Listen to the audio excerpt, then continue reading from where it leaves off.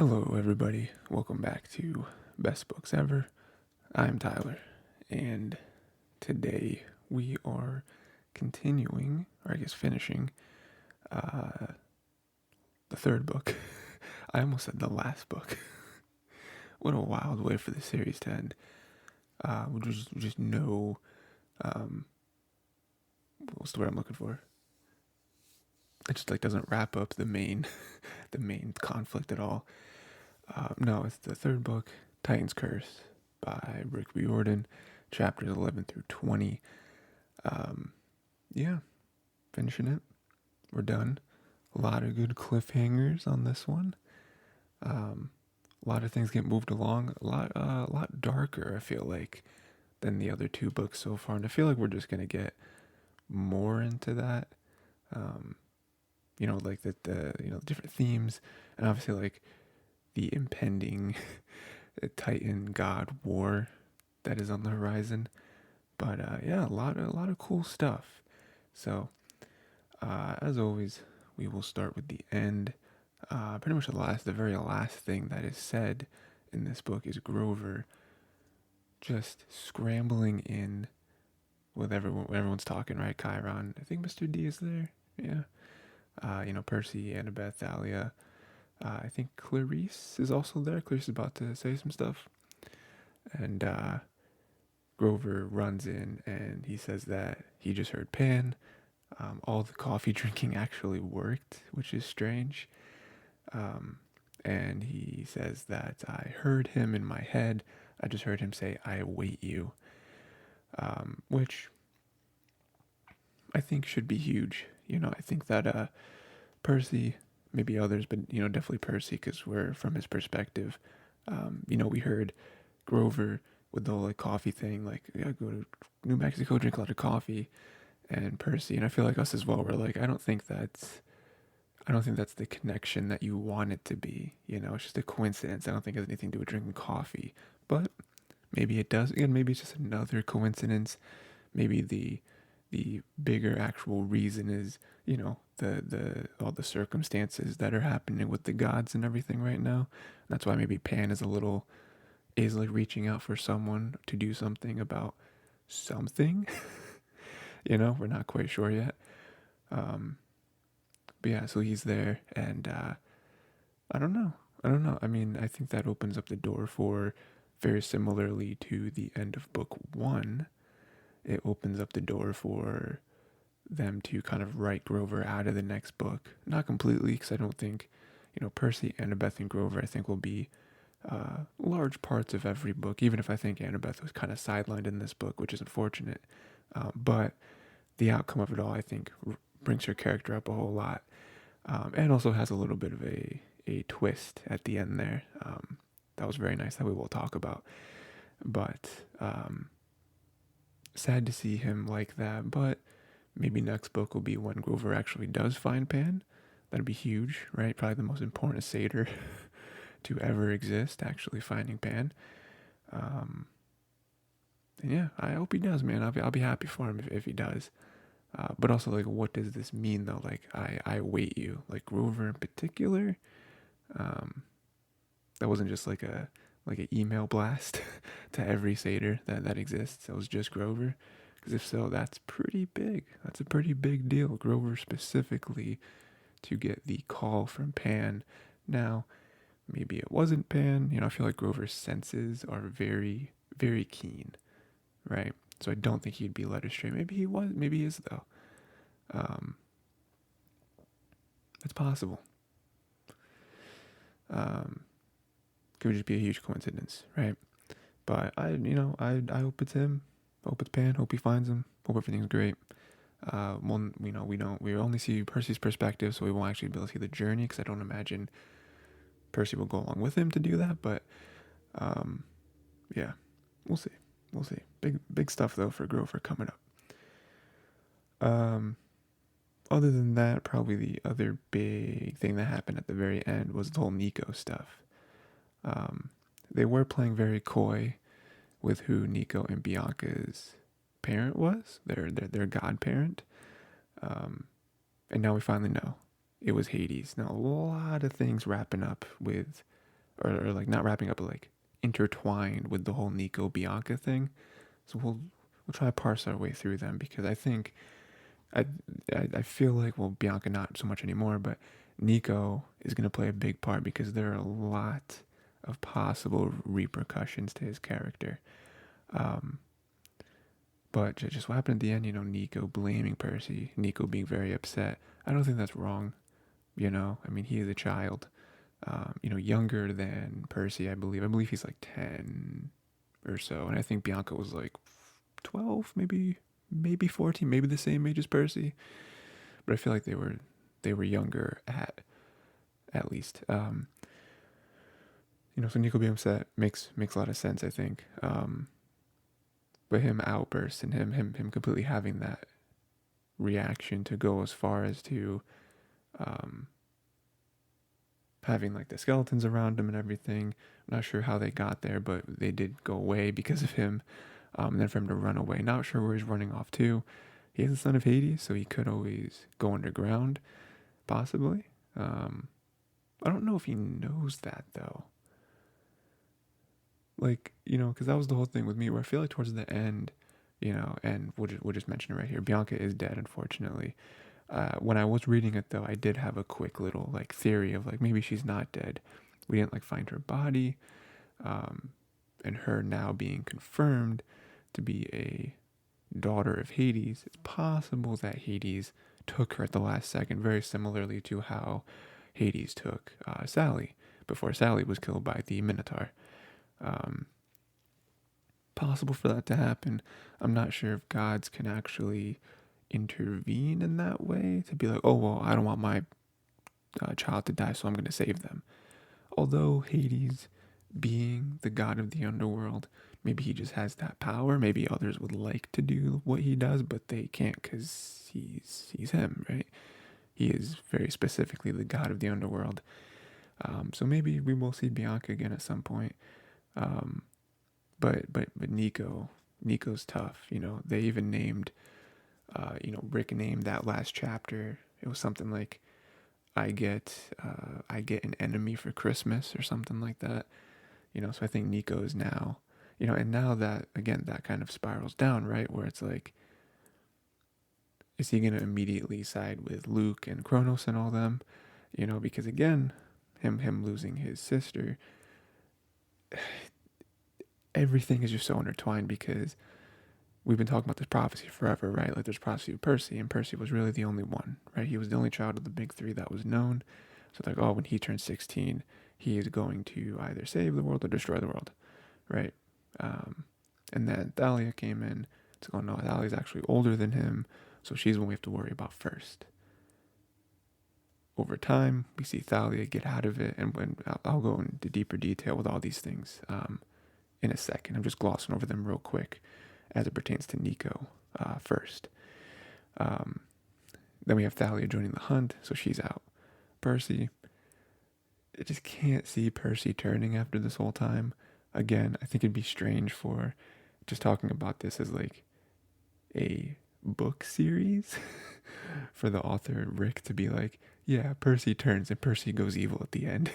Like I just think that would be weird. And also like his character as well. Like I just don't see Percy like why? You know what I mean? Like the only way for that to happen would be if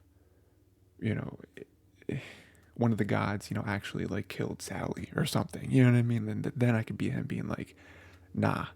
But even then, would he be like, all right, Kronos is my man now?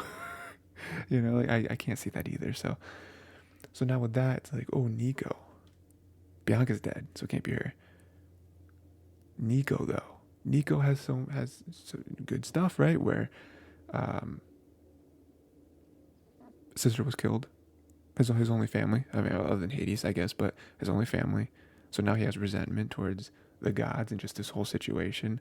He hits Percy, which is like, Luke is like, yeah, come with me. We can destroy Percy together. So I think that's kind of where this book is leading. And again, I try to mention this every time I have read this book, or I've read this series, or at least up through book 5, because I know there's more that's been written after the fact.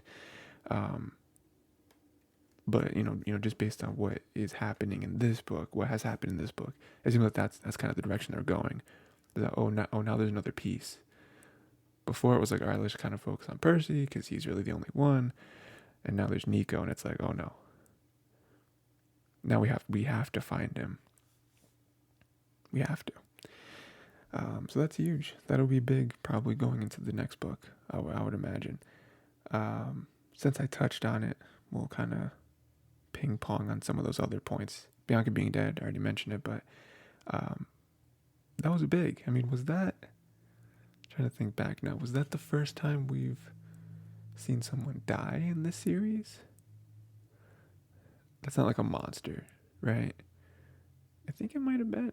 Very sad, with her being so new.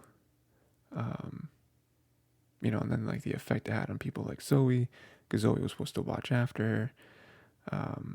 Then it, hitting Nico, obviously, because if Bianca never died, Nico would have never had this outburst and possibly turning to the Chrono side.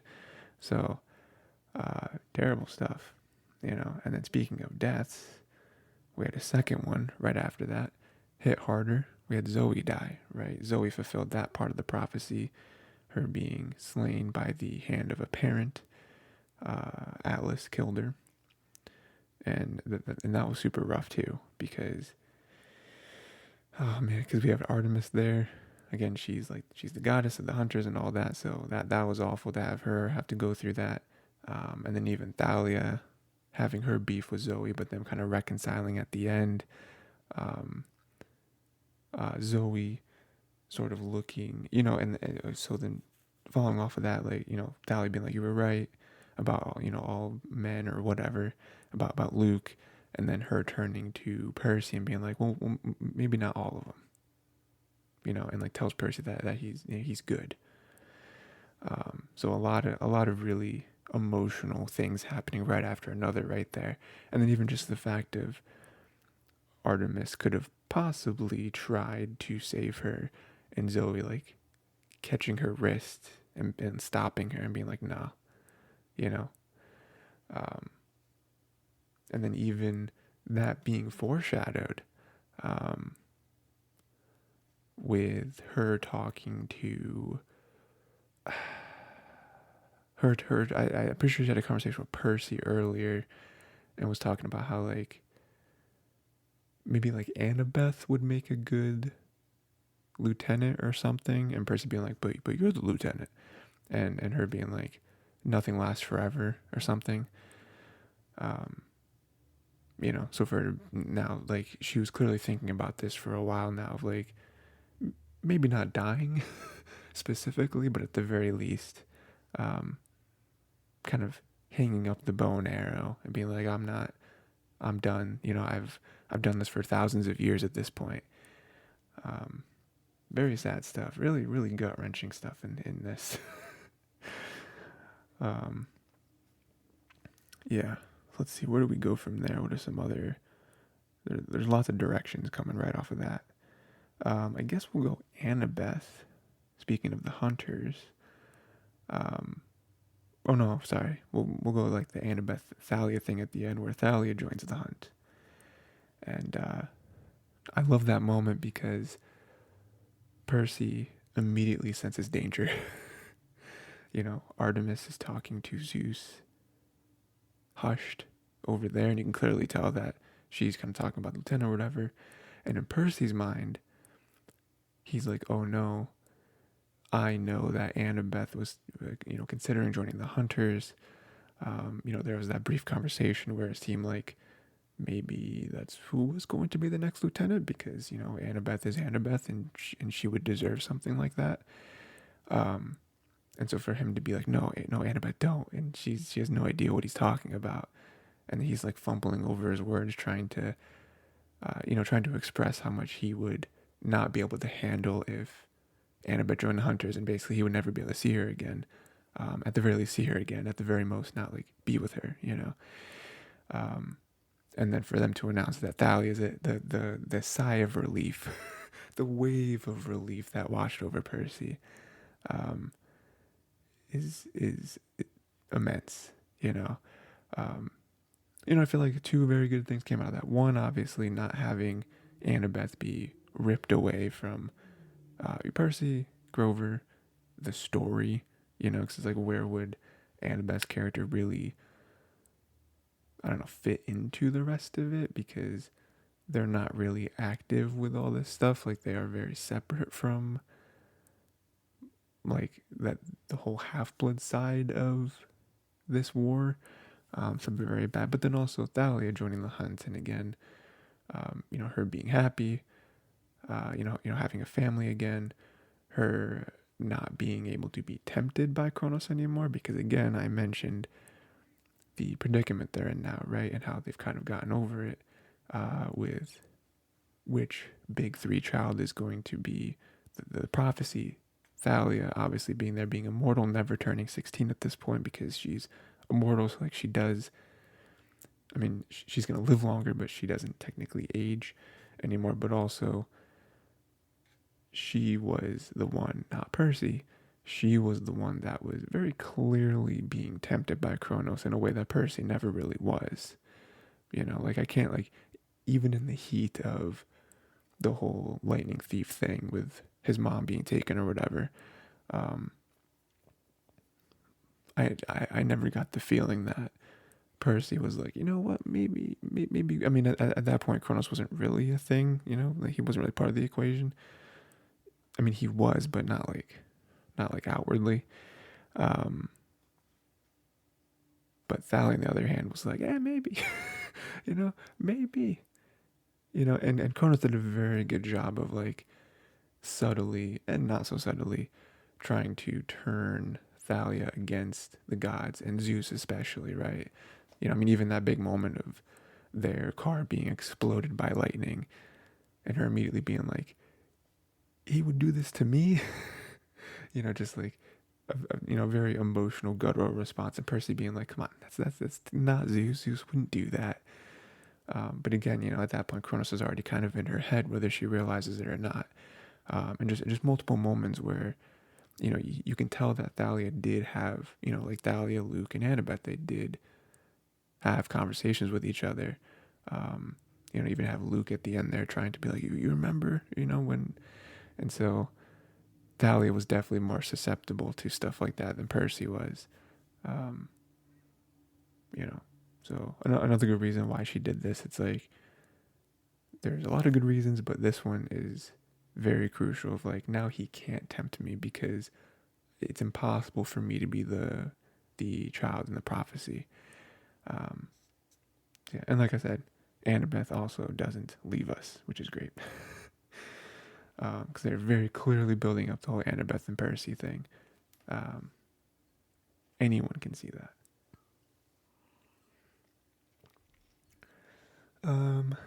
Let's see, where do we go now?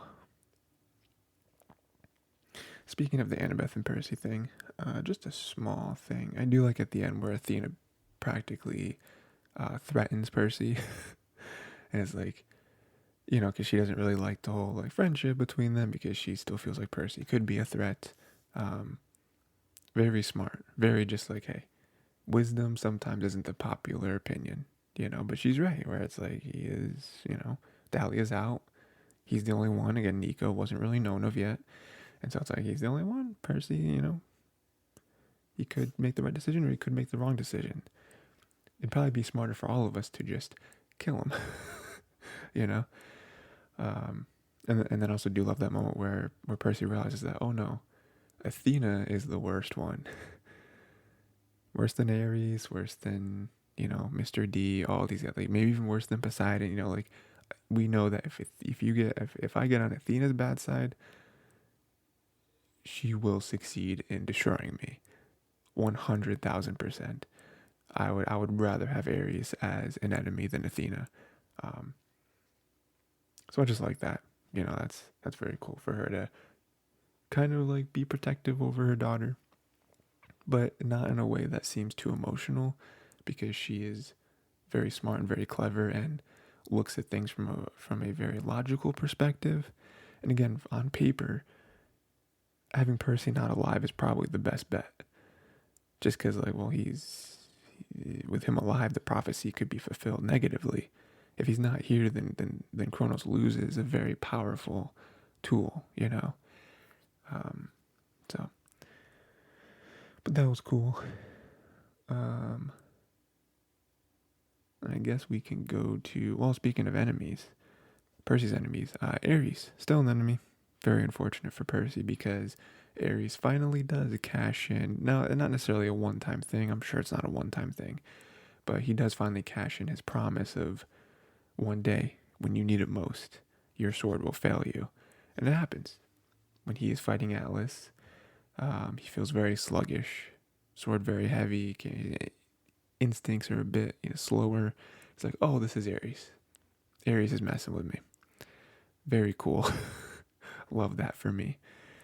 But again, that just goes to show like how much Ares hates him, and how much of an enemy he truly has. He still wins. He's still willing to get out of there, but there is panic, and it does have him sort of scrambling for, okay, what do I do? Because most likely wasn't going to be able to beat Atlas on my best day. But now with Ares weighing me down, definitely can't beat him, So again, just a small thing, but I do like that rivalry is still happening and it's not forgotten. And it does actually have consequences. It's not just Ares threatening him over and over and over again. It's like, oh no, I'm here and I am watching. So I thought that was really cool. What else do we have? I guess we'll kind of just go through them now. Kind of got the meat and potatoes out of the way. Poseidon does confirm that Luke is alive. Crazy drop. Thalia is the one who actually kicks him. I don't think she intended to kick him off the cliff. I think she, because they, the way it was written, it was like Thalia had the spear over his chest or his neck or whatever. Luke sort of reached out in desperation, maybe just like grab it or kind of move it out the way or something. And Thalia reacted and kicked him. Fell off the cliff, hundreds of feet possibly. I'm not really sure. Still alive somehow. Now there are a couple interesting things that come out of this that we will follow. One, Poseidon confirming he's alive. Just he's alive. Okay. What does that mean though? Like, how is he able to survive? Because he is a half-blood. Doesn't automatically make you able to survive though, because like Percy can fall, but if he falls in like the ocean, it's not concrete for him the way it would be immortal, right? Like he's able to fall in, survive, all that good stuff. I don't understand how Luke is able to. Even Chiron's a little confused. Very special. Best guess is that Kronos is like very heavily favoring Luke. Kronos feels like Luke is his best bet when it comes to having a mortal or half-blood, whatever. I don't know, right-hand man sort of thing. As opposed to someone like Atlas, who was a god, a titan, whatever, right? So Kronos must be giving him like extra special treatment because he knows what Luke is capable of, and Luke, very, very capable, very clever. Seems to be one step ahead all the time. So clearly, like without a shadow of a doubt, hates the gods and wants to take them down. So pretty good guy to have on your team if you're Kronos.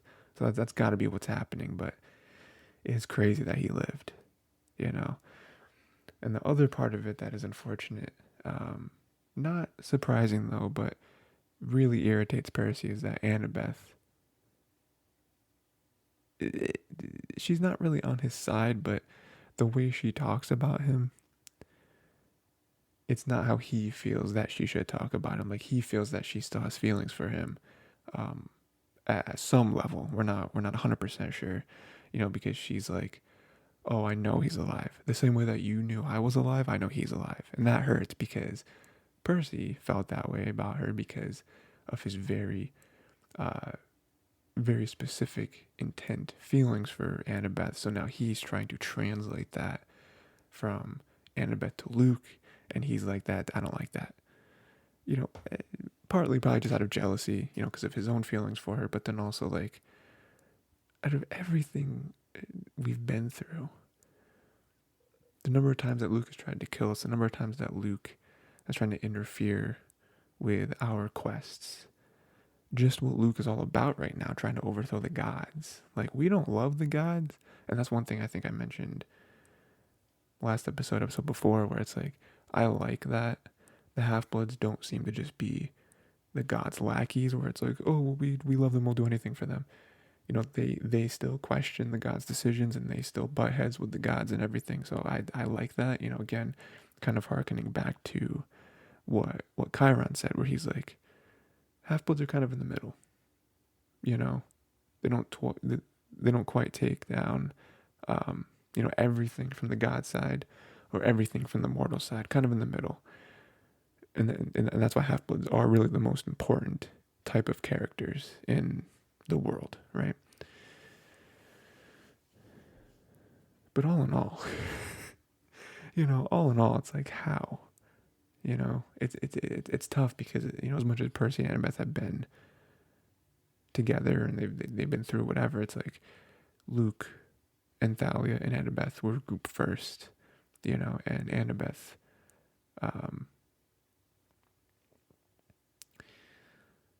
was very infatuated. So I think that that's a super tough thing for her to get over, and I don't think she ever will. I think if it came down to it, and like I don't know what situation this would ever be, but if she had to choose, you know, if like Percy and Luke were about to be killed and she could choose one to save, I think she would pick Percy. But even then, I don't think that's saying much, because even that's saying, well, we have to be put in a life or death situation. You know, I think, I don't know. The end there, you could definitely tell it was getting to Percy, and I wonder if maybe next book even we'll see them have a conversation. You know, like a just a real blunt conversation about Luke, because there are times, and I mentioned this before, about, you know, different topics with this series, about like certain things I think would just be easier if they would just talk. But again, you have to remember they're kids, right? They're all like 14 or whatever. But there are certain things where it's like, man, if they just talked it out, like as adults, even though they're not adults, they might be able to understand each other and like communication and all that. Um, you know, because I'd really like to hear. I mean, it's tough because again they're kids, so I feel like Annabeth might take offense to that sort of thing, even though I don't think Percy would mean it in an offensive way. But just like, why do you still, why do you still cape for him? You know, like I get your history and everything, but like after everything he's done to us, how could you still care for him? How could you still, you know? And then it's tough because even with this most recent event, Luke did sort of save her. Like he doesn't get credit because he was the one who tricked her into holding up the sky, but he did keep her from being killed, and he did feel pained in a way of like, please don't make him do the other way. Just join me, and this can all be easy, and not in an arrogant way, but more of a defeated way of like him like pleading, like, please just do this the way we want it to be done. It'll be so much easier. Um, I don't know. I don't know. We'll see how it progresses. Um, yeah, got a few more, I think. Um, oh yeah, one note was Kronos. We already kind of touched on this, but Kronos was clearly trying to frame Zeus to make Thalia upset and sort of turn Thalia to Kronos' side, right? Especially with the whole lightning bolt thing. And I only want to bring this up again because I think it's I think it's very important to notice how, I don't want to say desperate, because I don't think that's quite the word, but this isn't just Kronos doing his thing and the demi and the half-bloods and also the gods, I guess, trying to stop them. This is the prophecy. Like, this is the linchpin to whoever wins this upcoming war. Neither side fully believes they can win this war unless the prophecy goes their way. Even in this situation, right? Forget Nico, forget Thalia. If Percy were to die, they would probably just butt heads forever, right? Like, I don't know. They'd butt heads until some other kid pops up or whatever. Like, something else huge would have to happen. Neither side is super confident in winning without the prophecy happening. They're both, I think, scared of what Percy specifically can become. And so I think it's funny that they both put so much attention to Percy, especially Kronos' side. And again, because it doesn't feel just like, oh, well, Percy on my side will definitely help. No. It feels like he needs Percy to be on his side, needs him to be on his side to win. And I think, again, desperation might be a little too strong of a word, but there are hints of that on Kronos' side. Again, for him to go as far as doing everything he can to make Thalia change sides, right? Again, I think at first glance it could seem as just like, oh, well, I'm Kronos, I'm evil, I'm just gonna try to shake things up and try to get as many pawns on my side as possible. But I think if you look further into it, it's less him gloating and him being arrogant, and it's more him being like, I need this. Because at the end of the day, they're both sides, right? Kronos, Zeus, let's just say Kronos and Zeus. They're going to do everything they can to win, right? Because failure means death. Or not really death, but like, the end. But the prophecy is what'll really make them win and what'll give them guaranteed victory. So,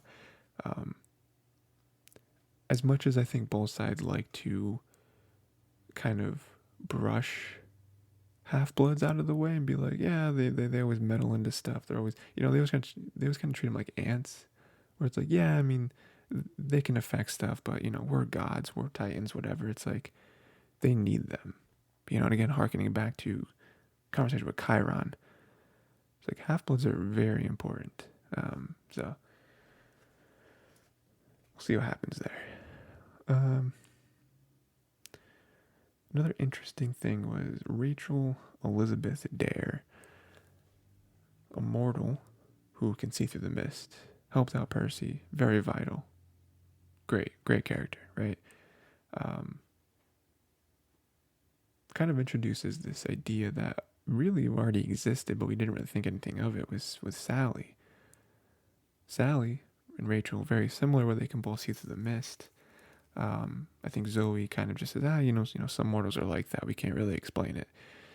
I wonder if there ever will be an explanation for that, because I think that's interesting. That mist just doesn't work on some people. I wonder if there is some sort of connection to that, or if it is just luck of the draw, 1 out of every million or whatever. Mortals just aren't affected at all by the mist. Yeah, I just thought it was interesting. That was a very jarring sequence, because like, oh, the sword passed through her. Oh no! And then her being like, "Is that a sword?" And I'm like, wait, hold on. If sword passed through you, then you're mortal. But if you can see the sword, mist should be stopping you. But then again, he thinks back to his mom, and he's like, wait, my mom can also, But I feel like we just kind of brush that off as, oh, well, she's the parent and the ex to a god, right? She's the parent to a demigod, and she is the ex to an actual god. Maybe that just like opened her eyes or something, But no stranger can do it too. So again, I wonder if that'll ever come back into play. I feel like it has to, because I feel like it's such a strange thing to happen, just as like a real quick one-off thing, you know. So we'll see there. And then the final thing I wanted to mention, final note I had, was Mr. D. Dionysus, I think is how you say his name. Mr. D, right? He's a character, I think I've mentioned this multiple episodes, where he's a character I really want to like. He's a character that, some spoilers, I guess, for Harry Potter or whatever, but at this point, come on. Snape, right? He reminds me of Snape so much, where Snape was always that character that was just ruining Percy's day every chance he got, right? And you were just like, yeah, I hate Snape. I hate him so much. Why is he always against Harry? Um, why does so much beef? Why is this? What is happening? And at the end, you realize that Snape actually cared about Percy more than anybody. It feels like it might be a little shaky on the level because it's been a while, but I know for a fact that there is the big reveal that, oh no, Snape was actually doing the most for Harry behind the scenes, and he just sort of he acted the opposite. I seem to remember the explanation basically him like acting the opposite because because of that, because he was trying to help but he couldn't show favoritism, so he instead went complete opposite on the outside. And so Mr. D has always given me Snape vibes, where it's like I feel like Mr. D cares deep down, but every time he's given the opportunity to show it, he never does. And it gets to the point where it's like maybe Mr. D is just, maybe that is just his character. Maybe he is just the spiteful god who got thrown down here as a punishment, and he hates it and hates everyone, and he really is just trying to live out the sentence until he can be free again. Maybe there's nothing more to it. There doesn't have to be anything more to it, right? That can just be who he is. Very valid. But then in this moment, he cracks a little bit. Percy calls him on the iris. He's acting like whatever, as usual. He's like, who cares? I don't care. And then he does say, you can always ask for help. Percy doesn't want to, and then he finally does. He said, Mr. D, please help. And he does. He makes everyone go crazy. He squeezes Mr. Thorne into nothingness. Sends him to the underworld, I believe.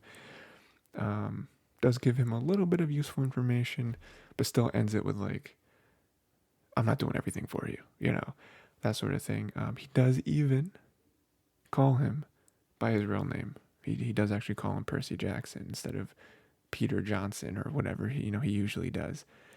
Again, denies it. Percy points it out, and he's like, I don't know what you're talking about.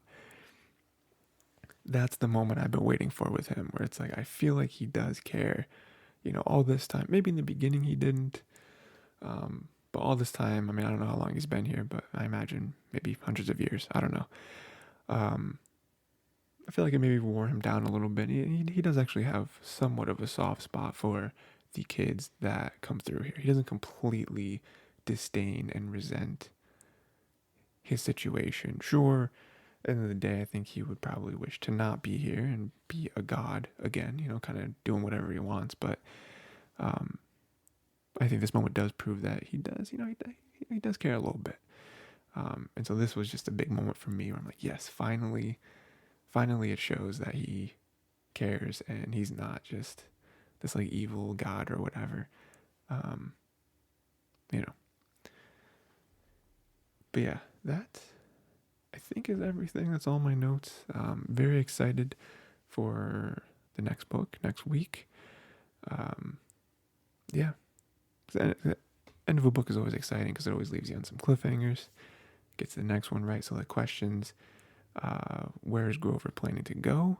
Right, we initially had the plan of going to New Mexico and drinking a bunch of coffee, which is funny, but I don't know if that's the right thing. So I'm wondering where he's going to go. And what happens, right? Does anything exciting happen on his journey? Are we going to hear from him at all in the next book? I can't imagine they're just going to repeat book 2 and be like, oh no, I'm Grover, I need help. Like, that would be very boring. So I wonder what happens there. Do we hear it all from Thalia and her at the Hunters?